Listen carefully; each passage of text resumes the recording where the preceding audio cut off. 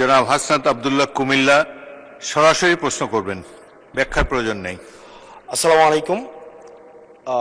যেহেতু শিক্ষার নিয়ে কথা হচ্ছে, আমাদের বর্তমানে মাননীয় স্পিকার, আমরা যদি বর্তমান শিক্ষা ব্যবস্থা দেখি, আমাদের এন্ট্রান্স ইনস্টিটিউশনগুলোতে বিশেষ করে প্রাথমিক শিক্ষায় আমরা দেখছি যে ভর্তি প্রক্রিয়াতে আমাদের এখন দুইটা পদ্ধতি প্রচলিত ছিল। এডমিশন বাই মেরিট আগে প্রচলিত ছিল, এখন সেটা কনভার্ট হয়েছে এডমিশন বাই লটারির মাধ্যমে হচ্ছে এখানে বাচ্চাদেরকে ভর্তি করা হয়। ফলত যেটা হয়েছে, ফিডার ইনস্টিটিউশনগুলোর শিক্ষার মান অনেক কমে গিয়েছে, যার ফলে টার্সিয়ারি এডুকেশনে আমরা হচ্ছে কোয়ালিটি সম্পন্ন ছাত্র আমরা হচ্ছে বিশ্ববিদ্যালয়গুলোতে আমরা পাঠাতে পারি না।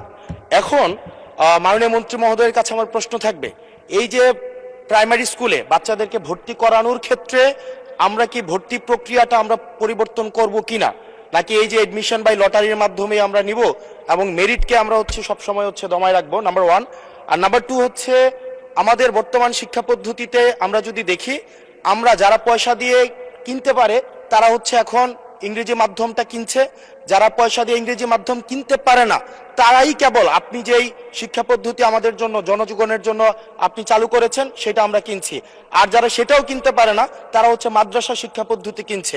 আপনার কাছে প্রশ্ন যে আমাদের বর্তমানে একটা দেশে এই তিনটা শিক্ষা পদ্ধতি যেটা অর্থনৈতিক অবস্থার উপরে নির্ভর করে চলে, এই তিনটা শিক্ষা পদ্ধতি জিয়ে রেখে আপনার কি মনে হয় যে আপনি একটা ইনক্লুসিভ শিক্ষা পদ্ধতি নিয়ে আমাদের দেশটাকে আগায় নিতে পারবেন? ধন্যবাদ।